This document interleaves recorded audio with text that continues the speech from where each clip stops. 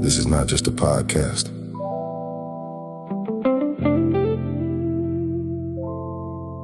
This is a reckoning.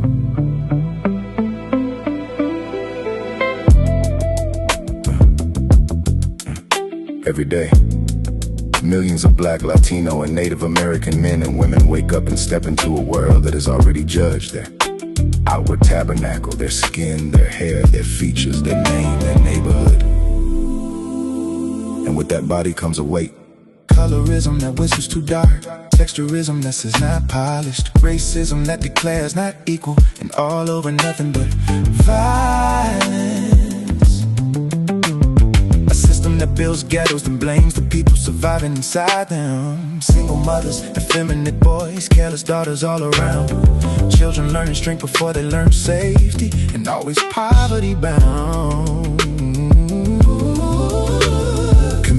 Pressured to be twice as good, twice as calm, twice as strong, just to be seen as human.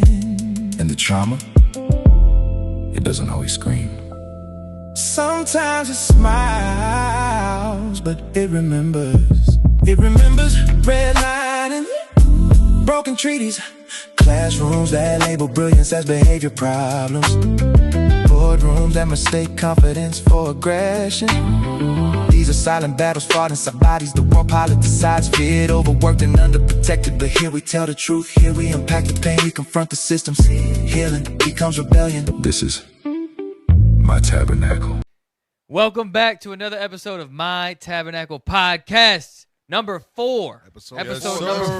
4. Episode. Come on, Whoa. Shane. Come on. And we talking about today is trauma bonding. Wow. Trauma bonding. That's a good one. Yeah, some of us in here trauma bonding. That's for sure. You know what I mean? We'll talk about it. Come on now. My tabernacle. Yeah, No, My we got tabernacle. stories. My tabernacle. You got stories? No, we got examples. Oh, you got some? Oh, yeah. Tabernacle talks. We got to wait, though. Yeah, you got to wait till you get in. Can't jump too quick. Right. You know? You got to stay to the end. You got to stay to the end, yeah. Come on now. Pull that definition up. You know how it is. Let's go. Pull the definition up. Let's get that scripture real quick. Yes, sir. The book of Philippians, chapter 3 and verse 13. Brethren, I count not myself to have apprehended, Yep. but this one thing I do, Go ahead. forgetting those things which are behind. So we got to forget those things. So the issues that you have, trauma bonding, the domestic relationships, society as a whole, as Black people, we trauma bond with our oppressor, white folk. But domestic violence, parental abuse, physical abuse, molestation, all these types of abuses cause you to trauma bond. Right. Yep. Go ahead. And reaching forth unto those things which are before. But you need to be able to dictate what relationships are healthy and unhealthy so you can get out of them if necessary, and you can improve them if necessary.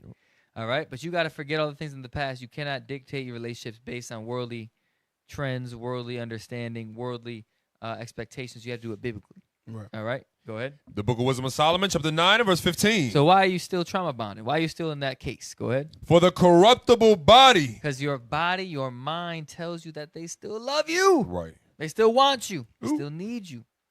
But really, they just want you to need them. That's what it is. Go ahead. Presseth down the soul. But now your spirit know it ain't right. Spirit know you're going to get hit again. Spirit know that the white man ain't going to change. Spirit know that you're going to get abused. You're going to get financially abused, verbally abused. But the mind, but the flesh says, you know what? I still love them. They love me. Go ahead. And the earthy tabernacle. And that's the carnal. That's the earthly tabernacle. Your tabernacle is confusing you. Right. Go ahead. Weigheth down the mind that museth upon many things. And one of those many things is trauma bond. That's for sure. Let's talk Drop about a it. bomb, Get that drop a definition. bomb. Get the definition. Definition. Drop a bomb. Get the definition. Trauma bonding is a powerful, unhealthy, emotional attachment that develops between a victim and their abuser. Wow. Driven by repeated cycles of abuse, followed by periods of affection or remorse. It explains why victims often find it incredibly difficult to leave toxic or violent relationships. Wow. All right. Damn. I want to read Hebrews 5 and 12. I'm going somewhere. Hebrews 5 and 13. Y'all can be confused when I first read it, but it makes sense. Go ahead. The book of Hebrews, chapter 5 and verse 13. For everyone that useth milk is unskillful in the word of righteousness. We know the scripture is talking about those that are young, those are babes in the truth using milk, and then those that are aged in the scriptures. What dictates somebody that's young and needs milk versus aged? Let's go ahead. Read. For he is a babe, but strong meat belongeth to them that are full age. Full age, go ahead. Even those who by reason of use When you are full age, you have reason of use by what? have their senses exercised to discern both good and evil. What's my point? Why am I going here? Trauma bonding. You got, all right, go ahead. Relationships. Here with I was like, if he got that wrong. Damn. Yeah. Yo, But my point is, relationships in terms of one thing that's obvious that people that went to public school know. You always got them toxic couples 100%. fighting at the locker room, Always. broke up, but then they're made up after this class, but then they're fighting, they're throwing hands, but then they, you know what I mean? Now, what is my point? When you're young, your brain isn't fully developed. For real. When you're engaging in sexual activity, when you're a young age, when you're pair bonding through that sexual release, when you have boyfriends or girlfriends and you're young, your mind isn't fully developed. Not only is it not fully developed to handle the emotion, but to understand what's good, what's evil, how to understand the relationship going left versus it's actually a real relationship. So my point is, this trauma bonding, a lot of this stuff kind of starts really young with us, right? It starts with your parents. Yep. Your father didn't come pick you up when he said he was going to pick you up, but then next time he sees you, he brought you Jordans. Yep. But then after that, he takes you home early, back to the house. Now your mom and your dad are arguing, right? So now you're like, does he love me? Does he not love me? Will he be back? Will he won't be back? But I need him to want me. He got me Jordans, whatever. That same person, boom, goes to school. Now they're having relationships in high school, and you see the same pair bonding relationship. You see these things happening. You need to make sure that you purge all that out your mind. You need to make sure that you can understand what's good and what's evil in a relationship and get away from that which is evil. But when you have those mental hangups like trauma bonding, it won't let you leave because you cannot discern the difference between that good and evil. I think that's heavy because you always see that when you're young. You see them people that are like that, them couples. They may even make it to being together after. Yeah, that's what I was gonna say. They normally don't make it there. That's what I'm saying. Yeah, they normally don't get to where they're supposed to. And then usually you see like police get involved. Yep. You know what I mean? Drugs get involved. Now they're both drugged out. Somebody Restraining overdoses. orders. Restraining orders. Yep. Baby moms, baby dads. But kids are now in CPS. Your issue, your kids in CPS, but you're not really covering the root of the issue. You were having sexual relations with a young man at 15. Yep. And now when you're 17, because you've been so promiscuous and that person has that trauma bond over you, because maybe they're 2 years older, now you have a baby by him, he leaves. How'd the kid end up in CPS? Because y'all were fighting in front of him, doing physical abuse because of the trauma bonding. Now the kid ends up in CPS. But in your mind, CPS came up in your house and took a case. In your mind, there's some illegal activity going on with the government. Right. But really, you just evil. Hey, oftentimes in the power bond in the power bonding, the dynamic Pair bonding. pair bonding. There's a power dynamic Yep. in pair bonding. It's you will see one of the abuser normally has some type of financial power, right? Maybe it's the lodging they control, whatever the case, but they control something where you feel like you can't live without. That's the same with prostitution and pimps. Damn, oh man, They control the security and the money. And the money. That's it. I can't leave. He got the money. You got the money. I can't do it myself. I ain't got the I ain't security. got no security. Wow.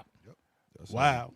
There's a lot going on with that. Hey, dealing with toxic relationships, we have biblical examples. Go ahead. We had one of our forefathers. He was not standing on business when it comes to these sisters. Get that real quick in Judges. You know what I'm talking about. I feel like he was already going there. Samson, the judge. These are the relationships you see, right? You might have, it takes two. It takes two. Bonnie and Clyde. What's the Bobby and Whitney relationships? It takes two. Not It takes two. Going way back. It takes two. Yo, what Damn. you got going on? You're only 20. What are you talking about? What are you doing? Damn. What are you That's talking crazy. about? All right, read that real quick. Judges chapter 16 and verse. So oftentimes in the black community, you'll see most of the time the dynamic is the toxic male with the female, right? The brother's usually the one that have the power over X, Y, and Z. But a lot of times, if you a simp, you let a woman have power over you, and still want her to be your queen. Read that real quick. Hey, You got she that? be cheating on you, be having Right. all kind of rod, All type of and shit. still live in your house. It's crazy. Ooh, you a simp. my God. 16 verse 15. Damn. The book of Judges, chapter 16 and verse 15. Woo. And she said unto him, how canst thou say, I love thee, when thine heart is not with me? Thou hast mocked me these 3 times, and hast not told me wherein thy great strength lieth. So you wouldn't let me get one over on you, Samson? How you gonna tell me why you love me? You ain't let me do what I want. This is a modern Manipulator. with a 304. This is a 304 woman right here. Yeah. Ho. Sure. Oh, that's whole y'all know She's the code. a She's a hoe. And Samson wasn't standing on business. Yeah, Come on. yep.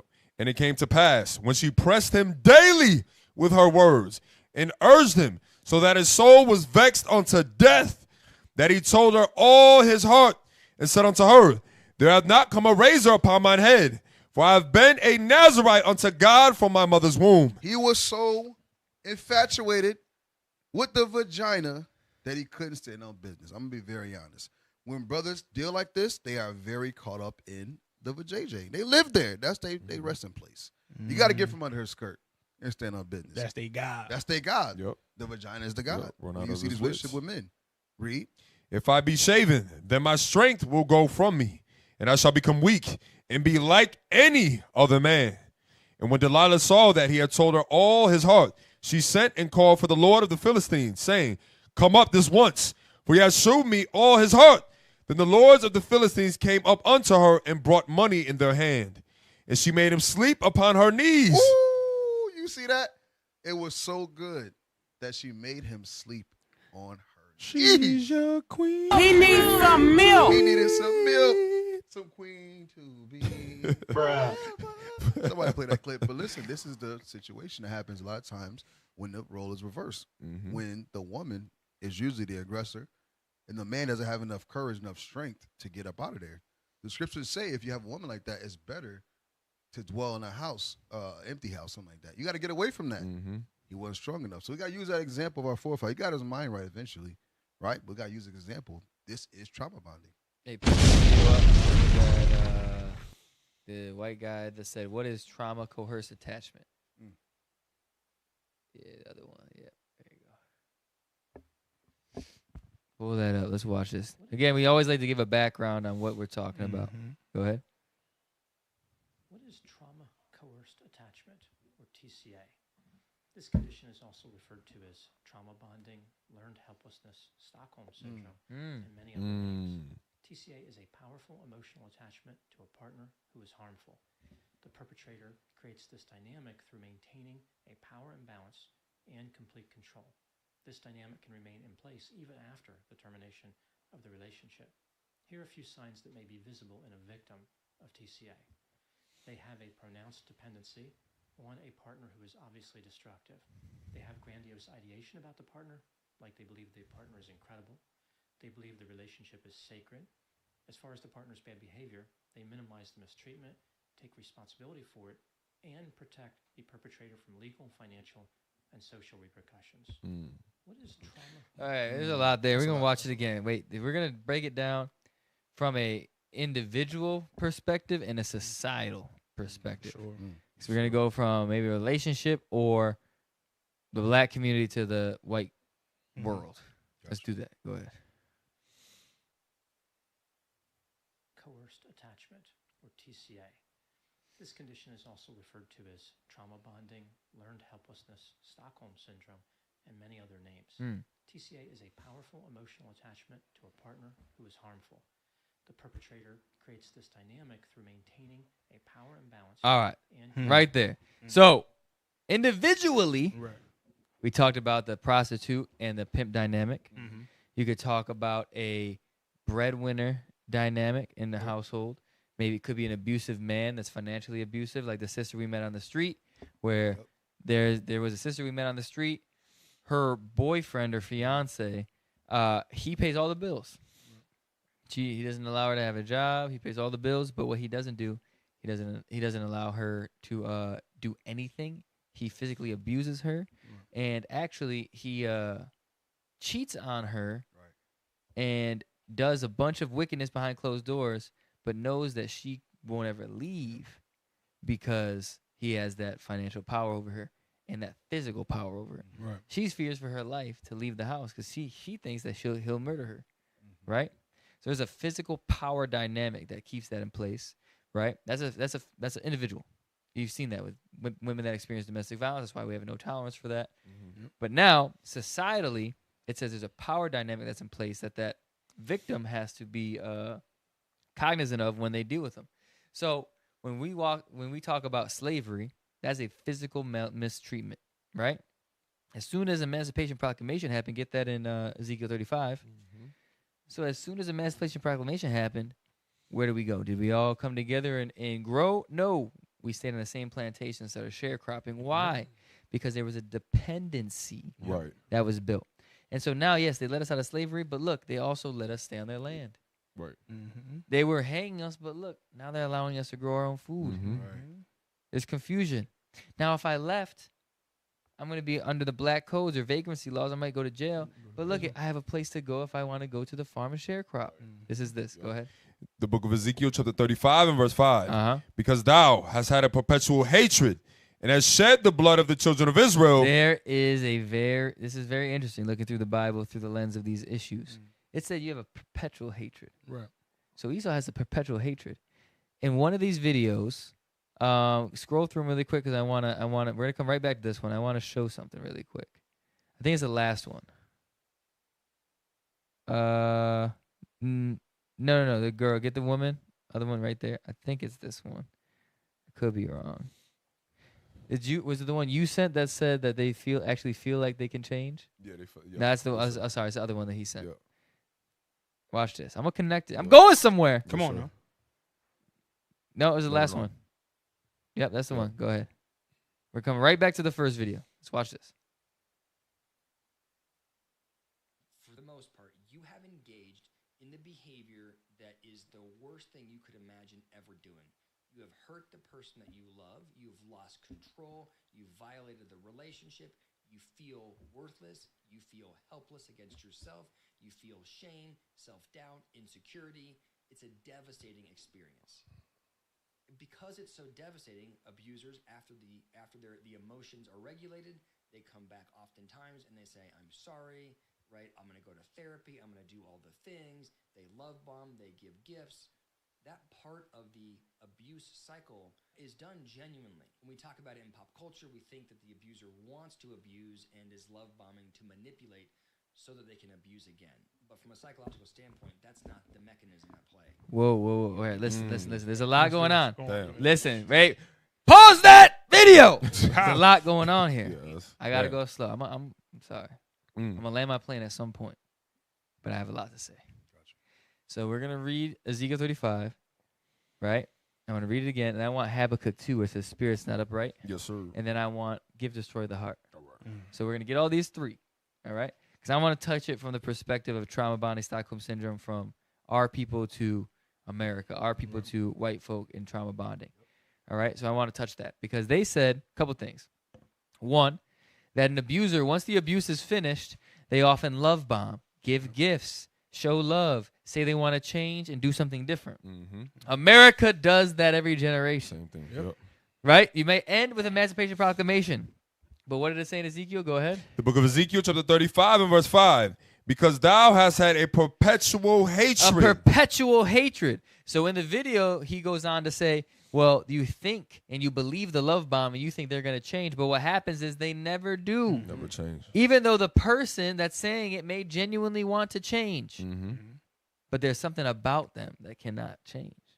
God said they have a perpetual hatred. So in the moment, yeah, they might have some white guilt. You've heard the term, look up the term white guilt really quick. Yeah, they got some white guilt. That's why the scripture says the liberals are vile. But the liberals are those white folk that have white guilt and they say, oh, we want social services, we want to help. But they're still vile. Why? Because they have a perpetual hatred. There are issues, underlying things that they're still doing despite that guilt and despite that framing as if they want to love bomb us. Mm. I mean, an ally. I'm here for you. I think Christ is black too. As soon as they get in the office, they give you all these promises to the black community, right? Uh-huh. Especially the Democrats. Give mad promises to the black community. As soon as they get in office, it's the exact opposite. It's the opposite. Read that. White guilt is the individual and collective sense of shame, remorse, and discomfort felt by some white people.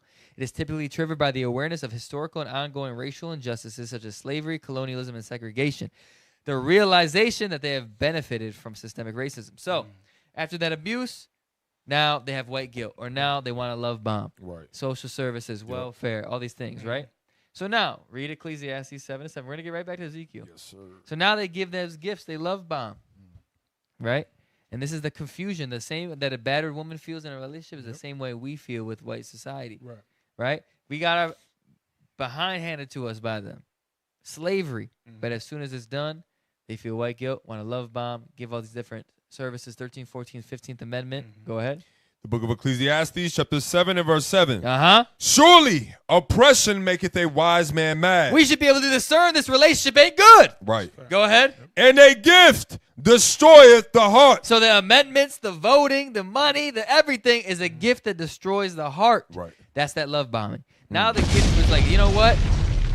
I think they're gonna turn the corner. Right. It's not all white people. There's good white folk. Yep. Good. I know a couple good white folk. I know a few. I know a few.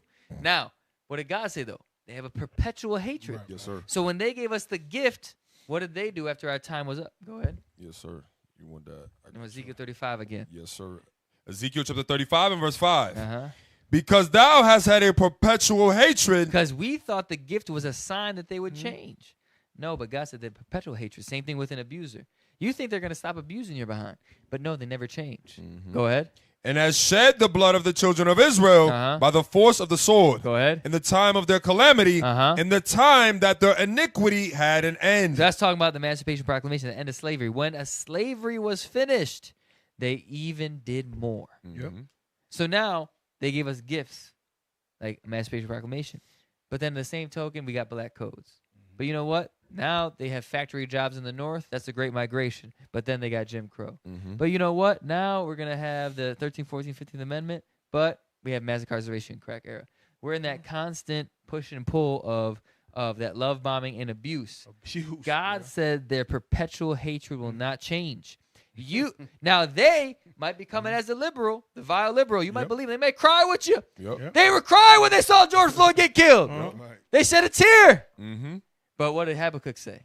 The book of Habakkuk, chapter 2 and verse 4.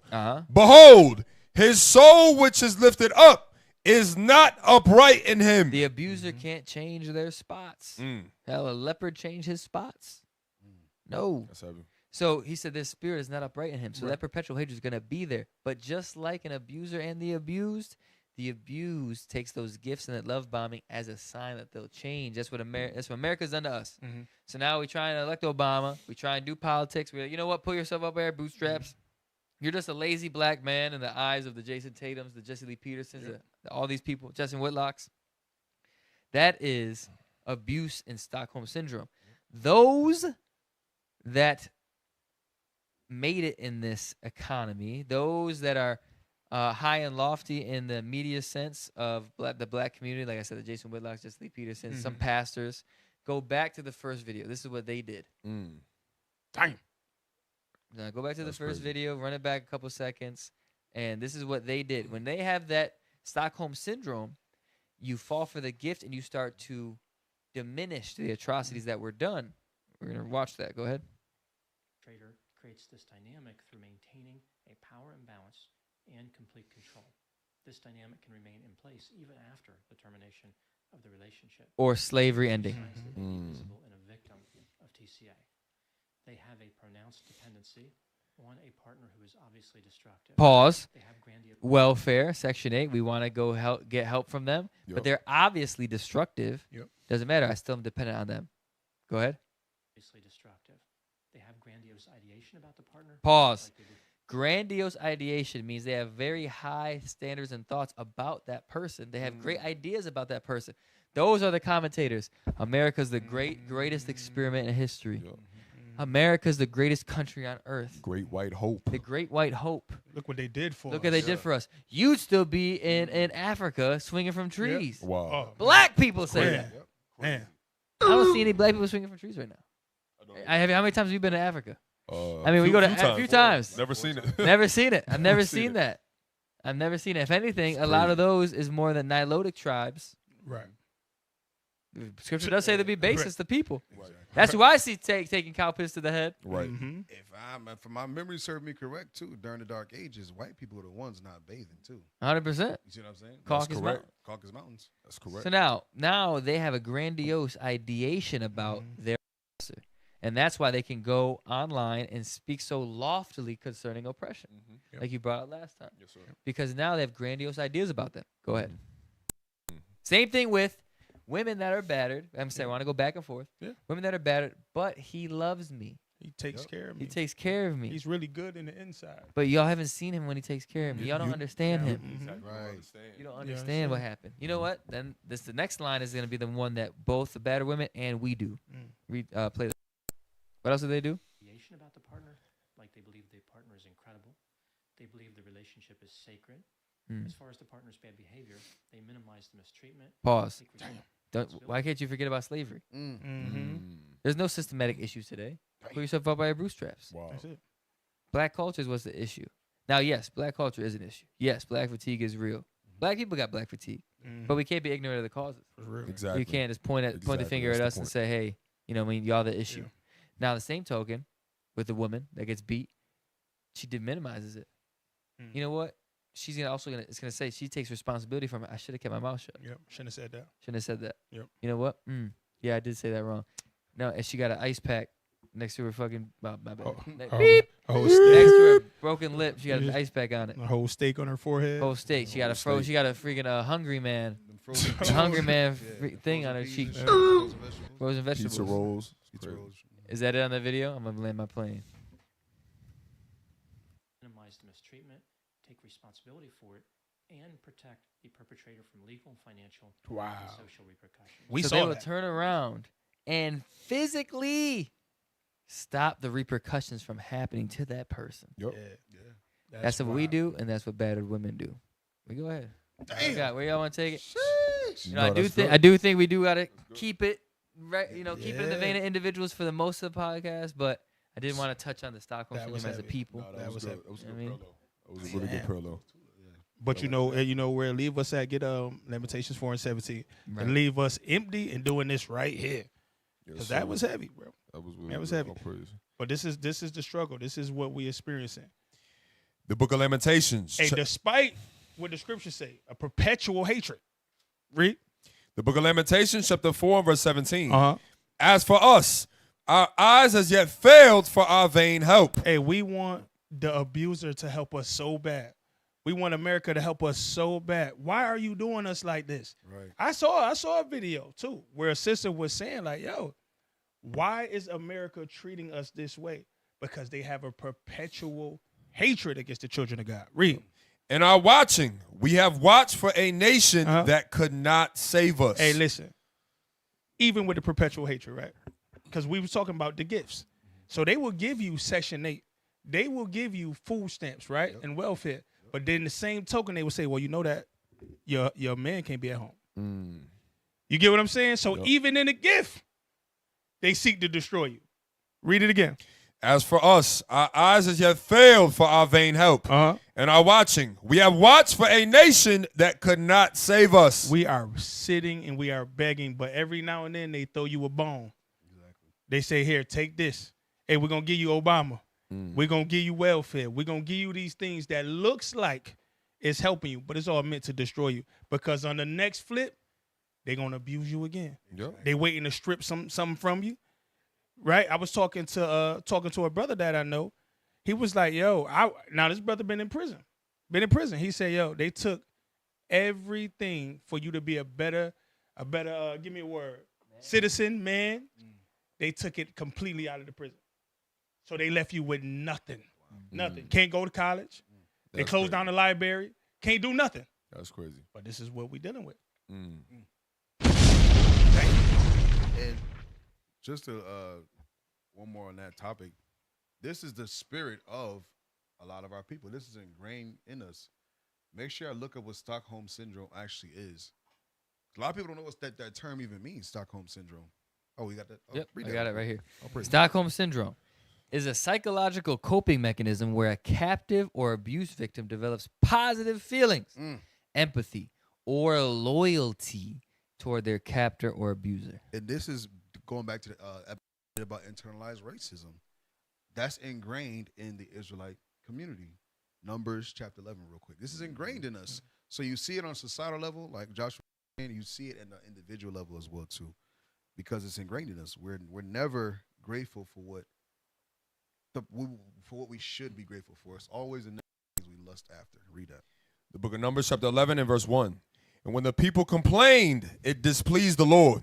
And the Lord heard it, and his anger was kindled, and the fire of the Lord burnt among them and consumed them that were in the uttermost parts of the camp. Why did the Lord have to kill them? Why? Read, jump down to verse 5. Verse 5. We remember the fish which we did eat in Egypt freely, the cucumbers and the melons and the leeks and the onions and the garlic. But now our soul is dried away. There is nothing at all beside this manna before our eyes. So the Lord gave them angels' food. They wanted slave food. The cucumbers and melons, that's all slave food. Because guess what? They were slaves in Egypt. Just like how Negroes go buck wild over chitlins. Yeah. Oxtails Yep. for Same thing. my Caribbean brothers and sisters. It is slave food as well too, damn it.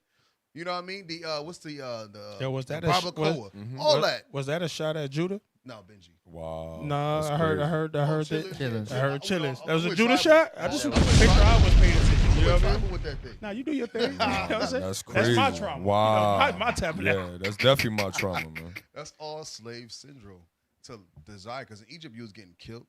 We was getting beat. We was getting mistreated, put in prison. Look at Joseph. But we still want to go back. Why? Because we received those small benefits. We loved our oppressors. Same thing as Stockholm Syndrome. So that's in us. We got to deal with that thing. Hey, and if I could really quick, read Proverbs chapter 6, because I want to deal with the individual perspective, right? Because that parallel was very heavy. That is a very heavy parallel with what we've experienced with the abuse from America. But what you see very prevalent in the black community is domestic violence. But it's the same thing happening from a societal issue, what's happening to us as a people, and you see it from an individual perspective. But read Proverbs chapter 6 and verse says, he teacheth with his fingers. Because domestic violence is in the Bible. Proverbs chapter 6, you got it? Yep. The book of Proverbs, chapter 6, verse 13. Uh-huh. He winketh with his eyes. We start at verse 12. Verse 12. A naughty person, a wicked man, walketh with a forward mouth. He walketh with a forward mouth. So the things that he says, right, cussing you out, right, talking down on you, destroying your self-esteem, he walketh with a forward mouth. Read. He winketh with his eyes. Read. He speaketh with his feet. He does what? Speaketh with his feet. Read. He teacheth with his fingers. So like Joshua was going into, now the parallel with America, right, what's been done to us with KKK, the Black Codes, the 13th Amendment, all these things that are happening, that's the same thing of an abusive relationship from an individual perspective. Where you see it from both sides, brothers and sisters. I've seen both. Where a brother beat a sister, she got black eyes, and she's like, no, he loves me. Right. No, he cares about me. You just don't understand. Or a sister to a brother, you see the same thing. He just got a temper. Yeah, he just got a temper. Or you don't understand. Or a sister two-piece and a brother, he in there, won't call the cop. No, she good. She's good. But you gotta understand, like, where did that come from? Where you think or associate that with love, or people don't understand your relationship. That's a sickness. But the Bible says right here, it says, he winketh with his eyes, he speaketh with his feet, he teacheth with his fingers. Now, again, this is an issue that's plaguing us as a people, but again, what is the root of the issue? Because we see with your Jesse Lee Petersons, your Tatums, your what was the other brother name? You got Jason Whitlock. Jason Whitlock, where we have this Steven. affinity with America, where they beat who was it? They Steven from Django. Yeah. Snowball. Steven from Yeah, Django. yeah. But where America beats us in the same fashion, and we still love them the same way we do in that individual perspective. But where is that coming from? That goes back to the things that we may have seen growing up in the household, where you associate that as love. It may have been with your mother, may have been with your father. You come up in an unstable household. Now you associate that with love. The gift that destroyed the heart, the monetarily, right? They're able to provide a household for you. Now you're like, okay, I'm stuck here. No, you don't understand. This is love. Real quick, get on Sirach 26 and 23. Because again, this is my tabernacle. These things we have to be able to identify in the scriptures. Draw these parallels, find a solution so we can fix it. Sirach 26 and verse 23. The book of Sirach, chapter 26, verse 23. This is trauma bonding. Read. A wicked woman is given as a portion to a wicked man. That's what the Bible says. Because we have unfixed issues that have not been dealt with from a biblical perspective, a wicked woman is given to a portion of a wicked man. Right. That's why you see them beating each other. I literally seen a Facebook video through a ring camera. They fighting, punching each other in the head. The brother was trying to throw her over the balcony. Then they just stopped and was hugging each other and went in the house like nothing ever happened. Bruh. Read it again. Man. Wow.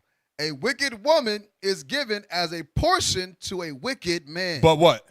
But a godly woman is given to him that feareth the Lord. And that's where we're trying to get, where we're able to establish biblical, godly, healthy marriages according to the scriptures, the same way we're going to return back to the Lord, right? Because we're married unto Christ. We return back to our bridegroom and stop dealing or associating ourselves with the other nations thinking that they're going to heal our trauma. No, Christ said he's going to heal us just the same way the Bible's going to heal us from an individual perspective. We got to understand that. All right, that's good. That's good. We got to be aware too, right? Read John 8 and 32. Yes, sir.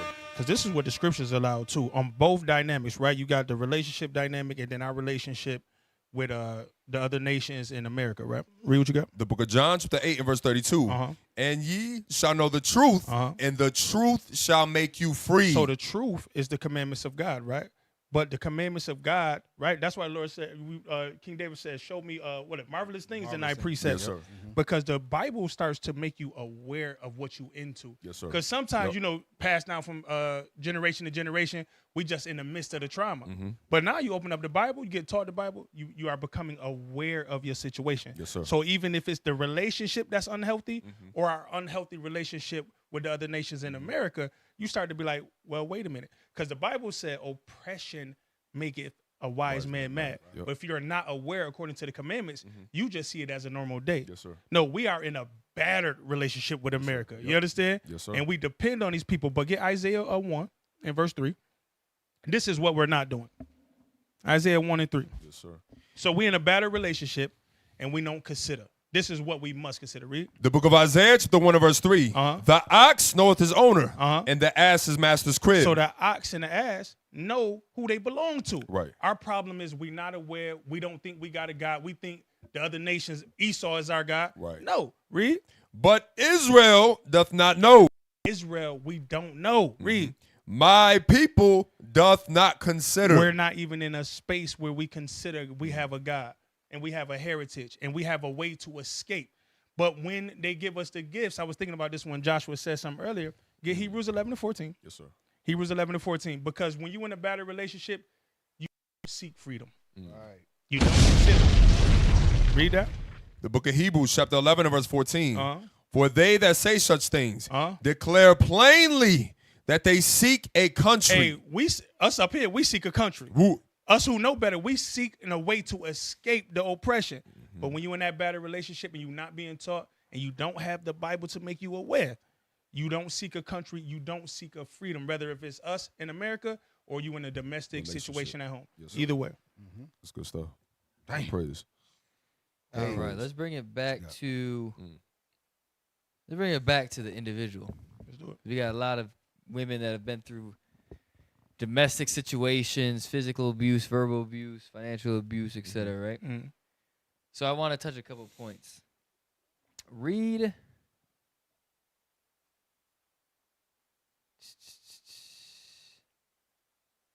Apologies.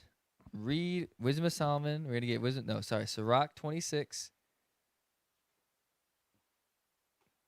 Sirach 9 and. I'm getting a couple. Sirach 9 and verse 4. And then we're going to start with Proverbs 12 and 25. All right, I want to make a point here. Because to the point where you're able to be loyal to your abuser, we have to get into the mindset of like, why would a woman accept these situations? Why does a woman put herself in a position to be abused but confuse it as love? To be in a position where she where she feels like she has to defend the person that's inflicting pain. I want to read this really quick. The book of Proverbs, chapter 12 and verse 25. This hits on the street. A lot of times when sisters come up and you touch these different topics like we're about to touch, they get emotional. Yes, sir. Because this is something that they deal with often. Go ahead. Heaviness in the heart of man maketh it stoop. So, a lot of women, body image issues, skin tone issues, familial issues, self-confidence in the drain. That causes your mind to have depression. When your mind is heavy, it causes what? Maketh it stoop. Makes the heart to stoop. Look up the definition of stoop real quick. So your mind, because the heart, according to Scripture, is your mind. So when you have these different heavinesses, these different mental hang-ups, these different issues mentally, your mind stoops. Now, let's just figure this out for a second. Read that. Maketh it to stoop. So you saying it's dealing with your own insecurities why you allow that type of stuff. There you go. Stoop. I'm going to read it because you got it? Yeah, that's not the one. I want the archaic definition. So this is what it is. This is what the archaic definition is. Ready? It means to yield, to submit, to bend, as by compulsion to assume a position of humility or subjection. All right? Stoop. Cause to submit or to prostrate. All right? So when you have heaviness, you're subject to being manipulated. Right? You have no, you're depressed, you're lowly. That's what it means. Stoop means to bend down, right? You're lowly and you're easily put in a position of subjection. Why am I saying that? Because now the next part of the verse, mind you, everybody's dealing with self-consciousness, especially women. You might have been ran through in your high school age. So now you ain't looking good. You looking crazy. You're 25, ain't got a job. Now you're going to accept whatever comes your way. Right. But consider what it says in the next part of the verse. But a good word maketh it glad. We know it's talking about biblical things. Good word. But, as we read earlier in Hebrews 5, you don't have the mind to discern between good and evil. Right. So you don't know what's good conversation, what's evil conversation. You can't discern it. So what's a good word, in quotes, to a woman that's self-conscious? Damn, Ma, you look good. Damn. You sexy. Yeah. So now a woman that's self-conscious, a man that knows that, men are manipulative. Listen, I'm going to tell you straight. I knew how to manipulate women. Yeah, men are conquerors. Like we know. No, I'm going to take it to a whole different level. Yeah. I mean, I'm looking at you. I'm trying to figure out what you're self-conscious about. Yeah. And play on it. I'm going to play on that. Yep. I'm going to talk about it. Yep. Just so you are looking at me like, you know what? He loves me. The hero. Yep. I'm a hero. That's I the had hero. never heard that before. Yep. So now, that good word does what? Maketh it glad. Makes the heart glad. Now, a woman that's downtrodden, depressed, has self-conscious issues, a manipulative person could come, give her positive comments, largely sinful, but you don't know the difference, right? He's talking about your body. Now, that same thing you're self-conscious about, you feel comfortable with him talking about it because he's, my bad, I got to sneeze. I'm back. Yeah. All right. My tabernacle. My tabernacle. Now, what is the only way for a woman to share those things that he's commenting on with him? Sex. Yep. So now all you have to do is comment on those attributes of her, and now she wants to share with you because you're the only person that's commenting on it positively. Yes, sir. So when you're in that position of depression, you're easy manipulated, so you can get taken advantage of in the Stockholm Syndrome, in the abusive relationship. Because that person, all you remember is that person saved you at your depression because he was manipulating you with positive comments. Now, read Sirach 9:2. I love the line by line, the little words, right? The little words. Watch this. Verse 2. Yes. The book of Sirach, chapter Verse 9. 3. Verse 3. Sirach, chapter 9 and verse 3. Meet not with an harlot, lest thou fall into her snares. Okay. Use not much the company of a woman that is a singer. Go ahead. Lest thou be taken with her attempts. Okay, keep reading. Gaze not on a maid, that thou fall not by those things that are precious in her. What was the key word of that last verse? Read it again. Think about what we're talking about. Go ahead. Verse 5. Gaze not on a maid, that thou fall not by those things that are precious in her. Precious. Yeah, why? You're going to find a reason you're going to find the right thing to say. About what? Her. About her. What are the things that are precious in her? That Damn, you look good. Then you look good. Exactly. Her body. Behind her body, her curves. Wow. Yep. So you're finding that precious in her. She's never experienced love. Yep. So when you have that good word about the things that are precious in her, commenting on her body, now she opens it up. Yep. And the only way I can share it with you is by physical sex. Yep. Damn. I can't share my breasts with you in a conversation. Right. I can't share my behind with you. I'm talking from a position of woman. if crazy. Yo. Pause. Yo. Carry on. My tabernacle. My tabernacle. However, you can't share that with somebody without sexual acts. Right. Exactly. Yes, sir. So now, at that moment, that good word that was evil, because you don't have the discernment, has now put you in a trick bag. Right. And now you're easily manipulated. And you accept getting smacked in the face 1 or 2 times. What they say, he makes me feel good. Now, how does he make you feel good? Your heart was heavy. It was stooping. Yep. And he just gave you a good word. All right? Now read, go back to what Caleb read with Sirach 23:23. Yes, sir. The book of Sirach, chapter 26 and verse Start 23. at verse 22. Yes, sir. Verse 22. And harlot shall be accounted as spittle. So now, they say don't slut shame. Bible says a heart's going to be counted as spittle. Nope. Now, on the flip side of that, though, you have the same thing with the trauma for the woman that's heavy. She might be she ran through. So now because of that, she's undesirable.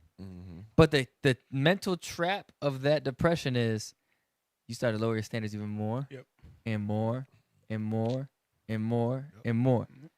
And you start to accept less and less and less and less because of how you feel about yourself and because which rightfully are societal standards, a woman shouldn't be with multiple men. You've done it. Your level of quality has diminished.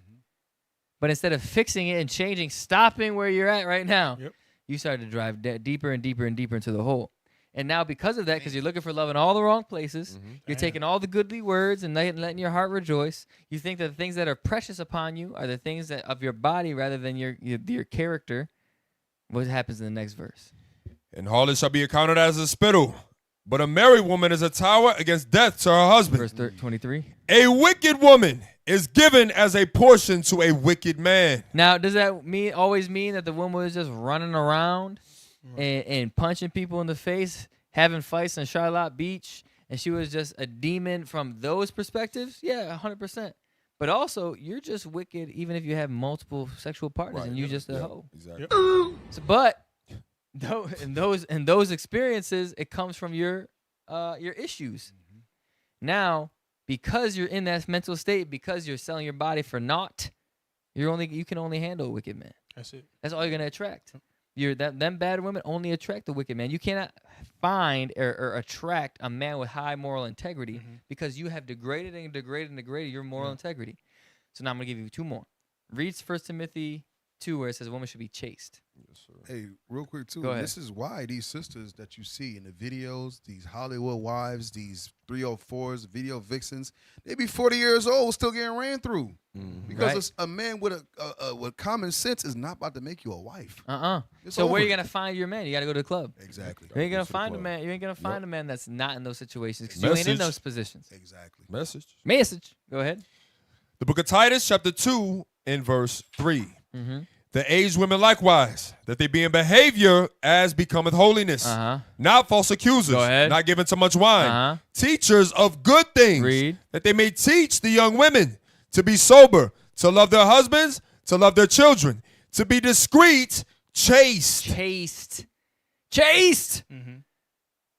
Chaste means pure from unlawful sexual intercourse. It means pure in thought and action, innocent and free from lewdness or obscenities. or indecencies in act or speech modest. Now, the point is, you haven't done that your whole life. And because of that, you have to accept less because you're not attracting the person that desires the chastity. But the more and more and more you ran through, the less and less and less men that are going to be able to accept it. Yes, sir. So then you settle.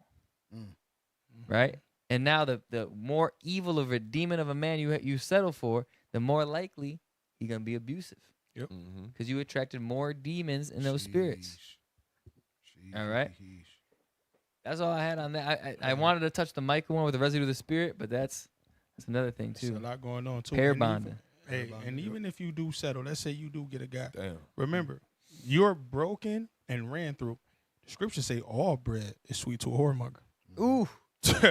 So that bread, you think you're precious, but you just a loaf. That's it. Wow. You just pumpernickel. Rye bread? Rye bread. What's the bread you don't like? Rye. White bread. You don't like white bread? Like you bleached wonder bread? You Wonder bread. Wonder bread. Cheap. Big Malleable. amount. Big amount. Yeah, you can roll it up and You pull see it. what I'm saying? Spoil fast. Spoil fast. You got to use it quick. Moldy. Quick, fast, in a hurry. Damn. Get up out of Wonder there. bread is wild. Hey, My tabernacle. Nice hat. hey, if I could, read 2 Timothy 3:6 to that same point. Yeah, I was thinking about you on point. You want? No, do your thing. Do your thing. 2 Timothy chapter 3 and verse 6, because you know it's a saying in the world that opposites attract. That's not what we just read in the Word of God. Damn. That's not biblical. No, the trauma that brother has, he associates it with the trauma in that sister because he sees the spirit in you and you see the spirit in him. And that's what you have happening in the black community. That's why it's perpetuated. Yeah. The land has fell to whoredom because a bunch of trauma going on. Trauma recognized trauma. Trauma recognizes trauma. 100%. Exactly. 2 Timothy chapter 3 and verse 6. 2 Timothy chapter 3, verse 6. For of this sort are they which creep into houses. So when you read up, it's a bunch of different attributes that you're going to see in the last days, which we're living in. It says covetous, boasters, proud, blasphemers, disobedient to parents, unthankful, unholy, and a bunch of other attributes. So it says for what? Read it again. For of this sort are they which creep into houses. For of this sort, what we read above, are they which creep into houses. Now, when you creep, you're very crafty. You're very calculated, right? Like Joshua went into, you looking at the deficiencies, the inadequacies within a sister. Hey, sister, no, you a queen, sister. Oh, no, you a princess. Oh, I'll do this for you. I'll buy you this. I'll take care of you. So the brother watching you, seeing the different areas where you're lacking, and he's playing on that. So it says they creep into houses, very calculated. Read. And lead captive. And lead captive. Read. Silly women. It says they lead captive, silly women. So when a woman is captive, that's when they begin to make excuse and they side with the brother. Right. No, you don't understand why he beats me. He takes care of me. This is where I live. You don't understand. They've been led captive. Trauma recognizes trauma, right? Read. Laden with sins. Because they also themselves are laden with sins. For sure. That they've not been healed from. So they never deal with the initial trauma, and it just compounds. It compounds. And then they just begin to settle, like was mentioned before. They just settle with anything now. Now they've adopted a mindset of a man where it's like, oh, no, I'll just sleep with anything. I don't even care no more. They got 100 bodies by 25. Read. Led away with diverse lusts. Because you're led away with diverse lusts. So you attract that brother that also had, because the way that brother moves, he's dealing with trauma also. That's another side of the spectrum. Because we're not just naturally like that. That's a learned behavior. You learn that from somewhere. So that trauma deals with that trauma, and then it perpetuates. You lay with multiple different brothers. He lays with multiple different sisters, and everybody just spreading trauma around the community. That's what's going on. I think it's heavy there. It says they lead them captive. Literally, in those domestic violence Yes. situations, Yeah. the sister can't leave. She's fears for their life. But why? Because you were a silly woman. You believed the hype. And now you're led captive by them. Can't get away. Where the camera at? Which one I'm looking at? Any of them. Talk about your truth. No. Bring out your truth. Before we go there, I got Oh. to. Before we go there, right? Talk about it. Shots fired again to black women in the church. Shots fired to Latino women in the Catholic Church. You know why? Because y'all love the pastor so much, even though he's lying to your face. The church is flooded with women. Damn. Jeremiah 5:31. This is who the pastors lead captive as well too. This is why the woman is keeping the pastors rich. The black woman, the Latino woman is keeping these churches rich. Knowing the pastor is sleeping with the first woman, whoever his wife. First lady, yeah. He's sleeping with another sister in the church. He's sleeping with the daughter of the other sister. These pastors are going buck wild in these churches, and they love it. So are you saying the women in the church are trauma bonding with the pastor? Yes. Yes. Got you. Watch this. Jeremiah chapter 5, verse 31. The prophets prophesy falsely, and the priests bear rule by their means. Sister, I know you a hoe, but guess what? God loves you. These pastors be seducing these sisters, and they love it. That's why the black men get hell up out of them churches. Read. And my people love to have it so. You see that? They love them smooth words. Sister, it's your season. You're going to find your good man. I know you done been through some things, sister, but guess what? God still loves you, and you beautiful. Now come take my number, sister. Come get counsel at my house. Shout out to these pastors. Y'all damn devil. Hey, I'm sorry. That's a good dynamic too, because going back to what Joshua mentioned about the good word, maketh it glad. Because the trauma, they'll go into the church system thinking that they're gonna find some relief from God in the church, but it's temporary. They heal the hurt of our people slightly, but it doesn't really deal with the trauma that's embedded in our people. So that's an interesting dynamic with Christianity. Feel good. It's a feel good message. That's good. It's gonna make you feel good with his words. Yep. That's it. And then take you home, make you feel good too. Yep. It's a 3-hour Look at band-aid. Look at all these cases of adultery in churches. Yep. It's the same thing. 3-hour band-aids. Hey, get Proverbs 28 and 13 real quick. So going back to making excuses, right? You don't know him.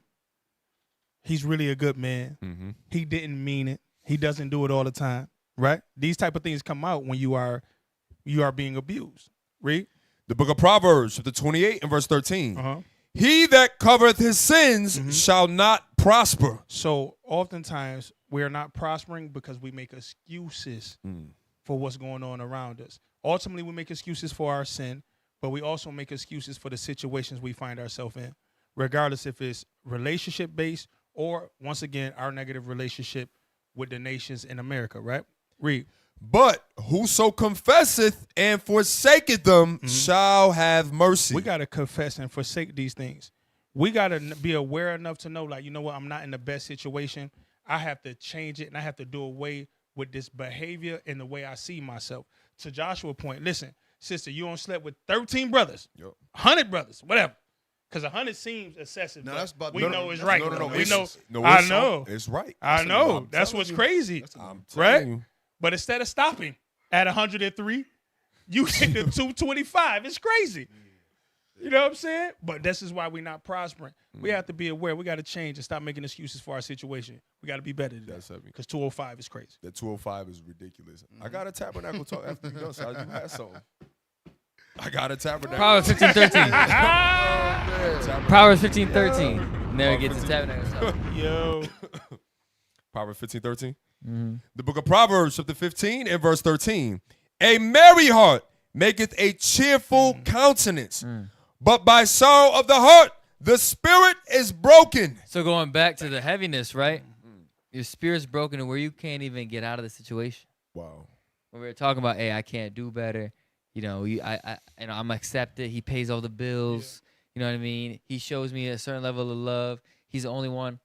There's a couple people that we know have been domestically abused, and it kills their whole spirit. Even if it was 20 years ago. I know a couple people that were domestically abused, and now they just don't talk. Yeah. They just don't talk. Quiet. Sit in the house all day. They have kids, they just social services and just quiet all day, watch TV, sit in front of a TV, watch the same damn reruns for 24 hours. Their mind is blank, bro. Spirit broken. My wife mom's like that. Wow. She just sit there with her kids all day, watch TV, doesn't do anything all day, doesn't go to the house, nothing, barely talks, nothing. But the stories my wife tells me about her is like she was out, drive, hang out. They were close, boom, boom. But in the past, she was abused. So now she's married with another man. They're happily married, but they're both the same. They sit in the house and quiet. Spirit broken. You know what I mean? Even having with that one sister that's proven here. Yes. Yes. You know what I mean? When we Yeah, talk to her 100%. about it, like Yep. you just accepting this stuff like because you were abused. Yeah. What happens too is when you're in an abusive relationship, largely you aren't able to maintain relationships with friends. They cut you off from friends, anybody that's willing to help you. So now you don't even have social cues. You don't know how to deal socially because the only person you've ever dealt with is the person that was abusing you, and you had to really weigh your words, walk on eggshells, figure out what to say in order to not get hit, beat, yelled at, financially abused, whatever. So now when you're in the midst of a room with other people and you're outside that situation, you have no idea how to carry yourself. Spirit broken. Read that in Sirach 5 where it said sweet language. You can't have no friendship. You don't know how to speak. And why you get that too, to turkey back off that, it's those two levels, right? Like you either extremely broken and know how to deal, or for sisters, they convince they start self-healing and become very masculine. Yep. Yes. You know what I mean? They start Good point. being very strong and Yeah. masculine. So, Depends. Everybody depends on what their defense mechanism is. The Go book ahead. of Sirach, chapter 6 and verse 5. Sweet language will multiply friends. But your spirit broke. You don't know how to deal with people. So people might be quiet, might be irritable, might be angry, but they might just be dealing with that. And you have to change that. That's why it says be renewed in your mind. It said a good word, the real good word will rejoice the heart. So you need to go to the scriptures and figure out how to deal with that, how to get closure on that. But go ahead with your, is that it? And a fair speaking tongue will increase kind greetings. But you don't know how to speak, so nobody Yes, can deal with you. You can't get no feedback from other people because you don't know how to speak. So now you might run back to that man. Why? Because at least he talked to you. Yep. Right. At least he was hung out with you. But it was all laced in abuse. But because you don't know how to hold a social conversation, you looking at everybody else that's like, dang, I have no friends. Nobody wants to talk to me. Boom, boom. I need to go back to that situation. But really, it's because you don't know how to deal yet. Because you're battered. Yeah, go ahead. Yes, sir. Tabernacle talk, right? My tabernacle, right? So Tell when your I was trauma. about 15, Trauma. no, it was definitely trauma. Going back to what we brought out. Yo, in make Sirach. sure y'all zoom in on him. Make sure you put Play the violin. put the dark skin feature on. What? No, But- this is light skin stuff. All right, stop. They Don't. All right, They stop. put So- they just I got word from IT. They just put 2 layers of the dark skin feature on. Do you like how it Damn. came out? God, And that's thank- all you got? I appreciate y'all. We're on the third The layer. third they said. layer? Thank you. I appreciate you. Help him out. So when I was either maybe 14, 15 years old, right? And we don't in any way condone boyfriend and girlfriend, right? Hebrews 13:4, marriage is honorable. But at this time in my wickedness, right, there was a sister that I was talking to. She would catch me speaking with other sisters. So she got to a point to where she just broke down, like boohoo crying. She said to me, she was like, my father's never been in my life. I've never felt love before. She was like, I don't even care what you do at this point. Now, in myself, I didn't care because I had resentment toward women based off what I seen my mother do and how my mother dealt in the household. So going back to what we brought out in Sirach chapter 26 about the trauma, it's trauma bonding. Yeah. You find these people that to help heal you slightly in your pain, they going through their pain. But my mindset was, I don't care because I had so much resentment toward women because the verbal abuse from my mother, the stuff that I seen, I just didn't care. But that again, these are things that you see within the black community. And I know other situations, the things that are transpired, similar, not exactly the same, but similar, but it's the same thing that's going on. That's heavy. And But- I'm glad you admitted to being a problem in our community. Yes, sir. But Damn. you brought up a heavy point. Hey, yeah, right. Right. No, but that's a heavy point, though. Leviticus 19, though. 19 and 18. Watch this, though. Because now, here you are. You grown. You need to figure some things out, but you can't let some things go. But you need to. Read what you got. The book of Leviticus, chapter 19 and verse 18. Uh-huh. Thou shalt not avenge nor bear any grudge against the children of thy people. I wanted that part right there, bearing grudge, because to your point, a lot of us, prior to the scriptures, we have a past. Oftentimes, especially if you come in with your spouse or you still dealing with your spouse, you married now, a lot of marriages now is struggling too because of that past trauma Yes, too, sir. right? Yes, sir. It was like that 10, 15, 20 years ago, and now one of the spouses can't get over it, right? Whether if it's the man, he like, yo, she did so much dirt and so much filth, I'm not connected to her. I can't dwell safely with it, right? Or it's the sister, like, yo, he did so much abuse, I can't trust him. I can't do this or whatever the case may be. But read it again. Yes, sir. Leviticus chapter 19, verse 18. Uh-huh. Thou shalt not avenge, nor bear any grudge against the children of thy people. So my point in bringing this out, even in marriages today, that trauma still shows its ugly head, right? We petty, we rendering evil for evil, whatever the case may be. But the scriptures say, don't hate each other. Don't bear a grudge. We got to learn to forgive and let that stuff go so we can have healthy marriages Yes, and sir. move into our future in righteousness. Yes, sir. Read on. But thou shalt love thy neighbor as thyself. And that's what we got to do. We got to learn to love ourselves, and we got to learn to love our neighbors, and particularly in our relationships and our marriages. So get ourselves together, keep God commandments so we can move forward, because there's a lot going on. All But I praise. appreciate that my tabernacle talk, man. Praise That the was, Most High. you know, All praise. a lot came out right there. My tabernacle. Damn. What you got? Read that in Sirach 13, 15. Yes, sir. To your point about trauma is recognizing trauma. And that's what's going on out here. Go ahead. The book of Sirach, chapter 13, verse 15. Every beast loveth his like, and every man loveth his neighbor. All flesh consorteth according to kind. Sometimes we only think about this in like the exact same sin. Like you deal with the exact same sin I deal with, so that now we're gonna bond. But it might not be that. It might be you deal with the exact thing I need, and I need the same thing. Boom. You know what I mean? Like for what you said, like what you have resentment for women, so you didn't really care how you deal with them. The woman says, "I never had a father." She's looking for a father figure. You're looking for the get back. You both serve the purpose you attract. Yep. Yes, sir. Ain't that something? You know what I mean? So it fits. Despite the outcome, it fits. Right? Somebody looking for financial stability, but then also the person that has the finances is looking for somebody to control. Yep.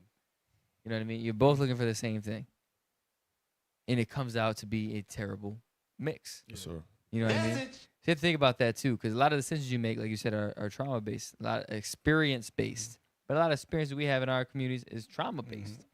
So you can't always rely on it. You have to go back to the scriptures and rely on what it says is right and relieve what it says is evil. So that's why I started out reading Hebrews 5 in the beginning, because as an aged man in the scriptures, you need to be able to discern both good and evil. But if that is clouded and you can't rightly divide between the good and the evil, your decision making is gonna be messed up, and your justification for those decisions is not gonna be have no weight, right? Oh well, he's good to me. That good was never a biblical good. Right. Never took care of you, never protected you, never really provided for you. What he did was is he was good for you because he told you things you wanted to hear. Yep. He manipulated what you were self-conscious in. He strung you out long enough to get a track record that you think he was a good man. As soon as he could capitalize, he capitalized. That's it. Right? So it wasn't good from biblical standards. It was good for your mental state. What you thought was good. Where you was at in your You tabernacle was at the your time. tabernacle. Ooh. That's why it's my tabernacle. How you dealing with your tabernacle? Because how you deal with it could affect the decisions you're making right now. Probably always was, and if you don't fix it, it's always gonna be affecting how you deal. Yep. Hey, my tabernacle talks. So my situation. Hey, real quick, zoom in. Zoom in. Zoom in. Get the piano ready. Get the tissue ready. We have Get the Kleenex tissue. Got the on tissue. deck. So with my situation, right? Read that scripture again, Sirach 13. 15 or 13, yeah, 13, same 15. as that verse. Sirach chapter 13, verse 15. Every beast loveth his like, and every man loveth his neighbor. All flesh consorteth according to kind, and a man will cleave to his like. Right. Now I'll get the one in Jeremiah about the young bulls in the net. Watch this. Because a lot of times, the reason with my situation, a lot of times the reason that young men join the wrong crowds, gangs, is because most of them don't have fathers in their life. Most of them grow up with single mothers. And a lot of times, guess what? They all meet up in the same corners and the same streets and do the same SH. Yep. Read that. The book of Isaiah, chapter 51, and verse 20. Thy sons have fainted. They lie at the head of all the streets. As a wild bull in a net, they are full of the fury of the Lord, the rebuke of thy God. You see that? The fury of the Lord. That's why, right, with my tabernacle, that's why I got mixed with the wrong crowds when I was younger. It's because, guess what? I know he ain't got no father. He ain't got his household situation messed up. He's in foster care. his mom is a crackhead, X, Y, and Z. Guess what? We all going through the same SH. Let's all link together and do the same SH. My mom would ask me like, "Yo, why do you hang out with one of my best friends, selling drugs, robbing people, X, Y, and Z? Why do you hang out with him? That's my friend. That's my boy. I don't know. We alike. I don't know. I'm not doing the same thing he's doing. I want to be in that crowd. Why? Because we both have that same spirit. His father ain't, you know what I'm saying? All the same stuff. She would ask me, like, why do you hang around these people? Knowing damn well they can get you in trouble. Right. Hey, can we read that definition in the trauma bonding? Good point. There's a article that we wanted to post. Yeah, I think it was scroll up. Keep scrolling. Oh, scroll back up. Yeah, we can start there, I guess. All right, zoom in. What is trauma bonding? A trauma bond is a powerful emotional attachment that a person develops for their abuser. The concept explains why a victim of abuse may return to their abuser despite the physical and emotional consequences. For instance, children can maintain strong attachments to abusive parents, and domestic partners may stay together despite violence being part of the relationship. We see that all the time in the body. People saying they get in fights, cops being called, they beating the hell out of each other, and then 2 days later they say, "Oh no, we made up, we're good." What? Wait, what? You just got slapped in the face. You just got punched in the jaw. Fist fight. You know what I mean? You got knife drawn on you. You got the cops outside. You got the baby screaming, and the next day you're like, you know what? Hey, baby, you gonna give me some coffee? It's crazy. You want to go to IHOP? I'm gonna go IHOP. Crazy. Wanna go get a Popeyes? Go see a movie? Go see a movie? That's crazy. That's crazy, man. You go back. That's trauma. Yeah, I'm gonna tell you too. Police, listen, all of it is bad, but in the climate we at now, police coming to the crib, it's almost a death sentence. Oh no. For real. That's some wild 9.5 stuff. Somebody going to times out jail of or 10. somebody gonna die. And by the Yeah. way, a black woman pastor called the police on us and lied on us openly. Wow. I just Wow. wanted to say that. There's powerful niggardry at work here. Pull that back up. Talks. It can also occur in many other circumstances, such as a person remaining loyal to a manipulative friend or a toxic boss. Okay, scroll. Yep. Let's look at the signs. Look at the signs of trauma bonding. There's emotional attachment despite the harm it's causing. We touched that. Difficulty leaving or staying separated. Due to the intense emotional attachment, it becomes hard to walk away from the relationship, leading captive silly women. Or perhaps you do leave, only to find yourself repeatedly returning after time passes. That's a domestic disputes we see all the time, and they say they made up. Hey, real quick though, captive, right? Yep. Because sometimes they think, well, you just captive, you can't leave the house. Right. But if you have to go to the WYMCA, you have to hide your identity. Yep. You know what I'm saying? You You damn can't near. leave there. You have certain hours you got to be Yeah, back. you captive. Period. Captive, so don't period. just think it's at the house. You captive. Period. What when we were on the street, we were teaching. There was a woman that had, to your point, she was heavily masculine. She was actually in LGBTQ, post having 2 children with a man, and she said on the side, when we had a dispute about her background, her lifestyle, and then she walked away, mad. Later, after teaching, I came back up to her and I was talking to her, and I said, "Why are you out here with the kids?" Boom, boom, boom. She said, "I'm on the run from my children's father." Wow. Wow. So to your point about captive, that same week we met somebody that was captive in the house. We met somebody that's captive, on the run, and then to your point, there's people that are in battered women shelters that are still on the run. Wow. Because of those situations. So now, That's go good. back, pull that up.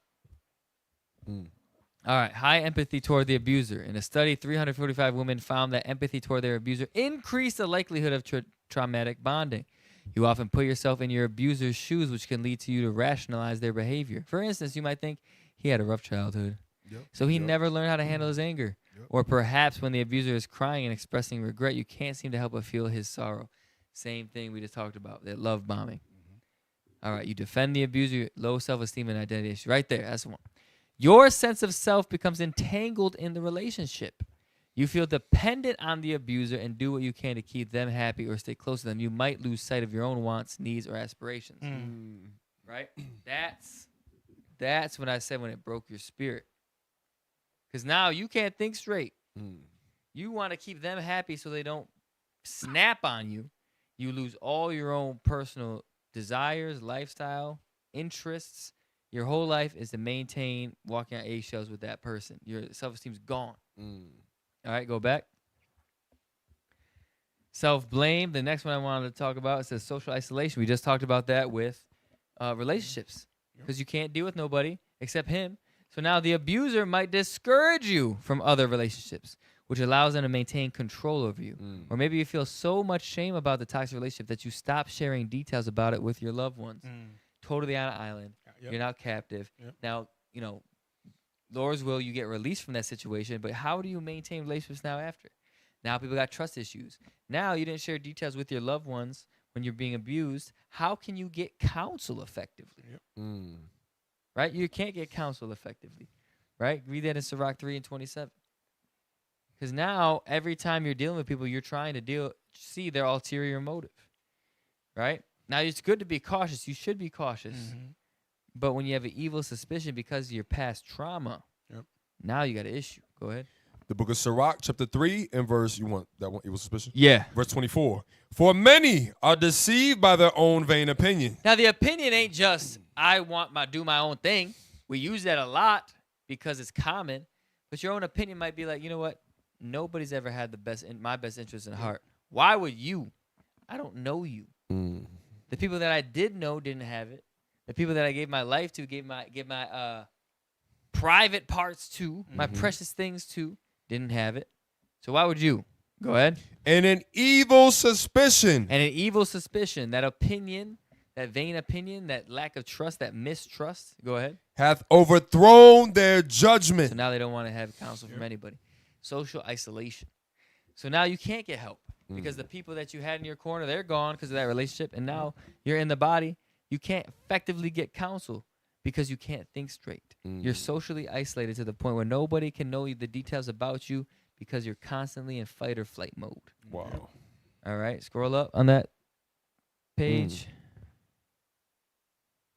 All right. Scroll up. Sorry. Down. I'm read this last part. How trauma bonds form and persist. Trauma bonds can form when the abuser's words and actions towards you are inconsistent and unpredictable. Imagine that a partner treats you kindly one week, offering you praise and gifts, and then their attitude towards you shifts, and they begin calling you names or inflicting other types of abuse. Sometimes after their kind and caring side reemerges, and they apologize for their earlier actions. The next time they are abusive, you find yourself hoping that things will get better again. This is known as intermittent reinforcement. It's a confusing cycle that results in you feeling distress and then feeling relief, the other person being abusive, and then being a safe haven. Over time, you become more emotionally invested in the person and trapped within the unpredictable relationship. Get that first video. Wow. This is an example of that. Watch this woman bawling her eyes out. No, not that one. I think it's that one. No. Is it that one? Oh, yeah, it is. Yeah, it is. Thank you. Yep, this is the one. No, other one. Sorry. Play this. This is an example of what we just listened to about you being emotionally attached to that person despite the pain. Pull it up. This woman says she's trauma bonded to her abusive, toxic, narcissistic partner. We'll play it and then we're going to break it down. I know I have a trauma bond with this man because not only did he verbally, physically, emotionally hurt me, but the only person I want to see right now is him. And no matter how many times he hurts me, I just want the person to comfort me, to be him. I miss him so much, but I shouldn't have to put myself through this situation every single day. Where it's him hurting me, saying that he's sorry, that he's going to change, and then doing it straight back the next day. And as much as I want to believe this man loves me, he can't. Because you cannot say you love someone and then continuously hurt them like that. But it just makes me feel so much better when it's him holding me, him kissing me, telling me that everything's gonna be alright. At least it That's crazy. That's crazy work, bro. Yeah, that's crazy. But the same person that hurts you, you want them to say Is everything gonna be all right? Pull that article back up. Yep, trauma. Pow! Everything gonna be all right. You okay? Pull the article love back you. up. I'm It says sorry. it's That's crazy, man. intermittent reinforcement. Wow. The confusing cycle that results in you feeling distress and feeling relief. Smacks you upside the head and then cuddles with you on watching Netflix. The other person being abusive and then being a safe haven. She wants him to be the person that comforts her. Over time, you become more emotionally invested in the person. That's her crying and posting it and trapped within the unpredictable relationship. Once a trauma bond forms, the unhealthy dynamic can be difficult to escape for many reasons. Because of dependency, scroll up. Cognitive dissonance, scroll up. Manipulation, scroll up. Hope. We've read all these scriptures. That's crazy. Hope deferred. Dependency, learn helplessness. Take it down. Hey, you know what's interesting? Yeah. You know, if that's her Instagram, like she would have that video, but I bet if you go to her page, it's mad videos of them walking, hugging, Yep. Holding hands kissing. at the Yep. movies. I'm telling you, bro, it's Yep. crazy. Yeah, I'm telling you. If you go back, there's a bunch of cryptic messages too. Like lyrics of freaking Drake. R&B, Drake. Tired, sick and tired of Sometimes they being never tired. know who you really are. Exactly. Sometimes they just never understand. Exactly. Mad cryptic, Yeah. heartbreak, tear eye emoji. Love thine enemy. Yeah, love that enemy. I'll always love you. Turn the other cheek. Christians love that. Oh, he's Yeah. such a good man. Yeah, whatever. Hey. My mind's telling me no. Right. But my body. Hey, y'all gotta zoom in on. You gotta zoom in on Joshua. Man. Ah. He got him my That tabernacle. was a What you cover. He got him my tabernacle. That man. was a cover. What you got, bro? Yeah. That's all I can say. Hey. Sometimes you just gotta, Zoom in, zoom in. bring zoom it out in song. Yeah, zoom Oh, in. damn. Oh, damn. Whoa. All right. Whoa. Hey, really quick, if I could. Go ahead. Lamentations 2 and 10. That's wild. Yeah, chapter 2, verse 10, and jump back to chapter 1. Now, we know it's dealing with Israel as a whole, but in context to what we just watched, in context to the overarching issue we know that is plaguing the black community, Lamentations chapter 2 and verse 10. Lamentations chapter 2, verse 10. Because this is the issue. Read it. The elders of the daughter of Zion sit upon the ground and keep silence and have cast up dust upon their heads. So you got to ask yourself, where are the leaders that are establishing God's laws, that are teaching the principles that we're going over? Where are the fathers in the household? Where are these things that are going to help alleviate and deal with these issues, right? Because there's a couple different dynamics and different spectrums that we've hit thus far, but this topic is very thorough. Like there's depths to this, right? Read it again.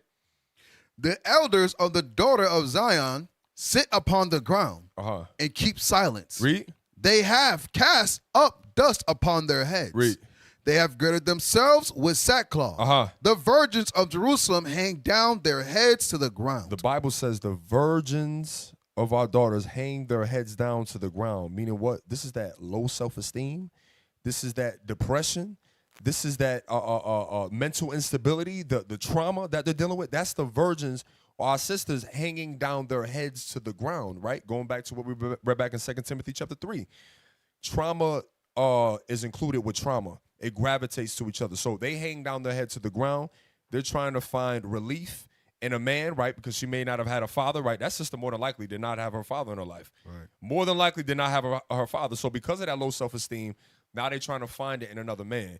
That fails. They try and find it in another man. That fails. They try and find it in another man. So it only continues. Jump back to chapter 1 and verse 2. And them standards go lower and lower every time. Yeah, it goes lower and lower because that is not the way that it's supposed to be. But because of what America pushes, what is black culture, that is something that is held on a pedestal.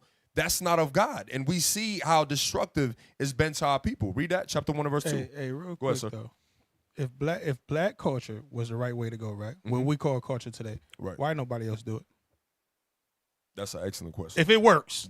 That's an excellent question. Now I'm not talking about them trying to look like us. Right. I'm talking about them doing what we do. Right. If it works, Yeah. why nobody else do it? I land my That's a plane. good question. That's just wanted That to is say a that. good question. Real quick, chapter 1 and verse 2.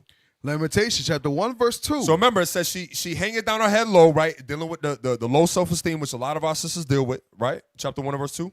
She weepeth sore in the night. That's what we just seen. Sister weeping sore, like, oh my God, I love him. Where is he? I know he's gonna hurt me, but I still want him. Read. And her tears are on her cheeks. Read. Among all her lovers, she have none to comfort her. All her lovers, she have none to comfort her. Because they not there to comfort you. You got brothers that just want to have sex with you because they dealing with their trauma and they're healing it through you. And you trying to heal your trauma through them. The Bible, she have none to comfort her. Out of all her lovers, read. All her friends have dealt treacherously with her. Now, the lovers is the friends. It says all her friends have dealt treacherously with her. Because a lot of times you see these brothers dealing with hundreds of different sisters. They don't give a damn about you. You number 76 on the roster. But you like, I love him. I need him to be there for me. You don't understand. Read that part again. All her lovers have dealt treacherously with her. Read. They are become her enemies. They have become her enemies. Her enemies. And that's exactly what you see in the black community. Ooh. I think it's Ciroc 6. Give me that. Or maybe it's not. Let me see. This will be the last one. Because he said they're enemies. All her lovers are enemies. Ciroc 6 and 13. Yes, sir. The book of Sirach, the 6 and verse 13. Separate thyself from thine enemies. So if you're in a relationship, Damn. Fire. if you're in a domestic dispute, he said separate yourself from thine enemies. Call the police immediately. And don't let them back in. Hey, you And ever vice saw versa. You ever saw the Mike Epps skit? He was on stage. He was like, when a dude get put out, he know he finna move in. He started talking about his mama. Start dragging his bags. Like, he got his bags. He leaving. He like, you know, my mama's sick. And the sister starts slowly. He starts sitting down, not moving his stuff. Yeah. That's how sisters be. Let him right back in. Let him right back in. So read that again. Damn. Separate thyself from thine enemies. Get out of that situation. Go ahead. And take heed of thy friends. There you go. All the loved ones you separated from for him, all the friends you separated from him. You need to separate from your enemies, that lover that's not there for you, abusing you, and take heed of those that actually want to help you, in primarily in the scriptures. Right, yes, sir. In the scriptures. Yes, sir. All right? So trauma bonding is not something that you should be taking to the grave with you. You should be fixing your mind. That's right. Bond with the scriptures. Right. Bond with those that are like-minded in the Bible. Right. Do not allow yourself to be subjected to that abusive relationship because you cannot get out of that mentally. Your spirit will be broken. You won't have relationships. You won't be able to get yourself right. And you're going to be pair bonded to that person that is wicked just like yourself. And you have no hope. No hope. All right? So that's episode 4. What was the topic? Trauma bonding. That's right. Trauma bonding. Didn't you have a story or I something? gave mine. You gave yours? What was your story about? What's your story? I don't have a story right now. Oh, man. Yeah. I don't have one right now. Trust me, I got stories. But I have not one right now. Yo, zoom in real quick. Get the piano. Get the piano ready with the flute. Come on, go ahead, bro. You know Play you the got flute. Come on, bro. Trauma bonding. What you got? I got one for trauma bonding. I'm gonna take that No, silence. my story was. Still get one. Yeah. That trauma This not allow is you. trauma. Will Yeah, not this allow is the you. trauma. It This won't is the allow you trauma. to, bring it Speak forth. it. Yeah. But Hey, Praise. what can I say? It's my Tabernacle Praise. Podcast. my tabernacle. Praise. We back. Just like, comment, share, subscribe. Make sure you drop in the comments things you want us to touch, things you're dealing with. Are you trauma bonding? Did you have a domestic dispute? Put in the comments. Share with us. Let's figure out how to save the minds of our people and heal the brokenhearted. Ooh, let's read that verse before we close out. Yes, sir. Came to my mind, Spirit of the Lord. All praises. That's what we trying to do. We healing the brokenhearted. That's right. Yes, sir. Damn, That's heavy. not it. Brokenhearted. We dealing with the mental afflictions of the our people. The book of Luke, chapter 4, verse 18. The Spirit of the Lord is upon me because he hath anointed me to preach the gospel to the poor. That's what we're doing, preaching the gospel in the gospel of Jesus Christ to the poor of his people. Go ahead. Right. He hath sent me to heal the brokenhearted. To do what? To heal the brokenhearted. So through the Bible, we can heal the brokenhearted, but you got to diagnose where you're broken. Right. You got to diagnose your heart. Yes, sir. Diagnose why your heart is stooping, why your heart is broken, why hope is deferred. And when you figure out why your heart is broken, then you can fix it. Then you can rise up in the fullness and stature of Christ, renewing your mind. That's right. If you're brokenhearted, you need your mind renewed. If you're sir. brokenhearted, you need to subdue your own thoughts. Put away the mortal thoughts. All these scriptures deal with this trauma. So once again, it's My Tabernacle Podcast with another episode. Stick around. We'll be back next week. Lord's will. Yeah. Yeah.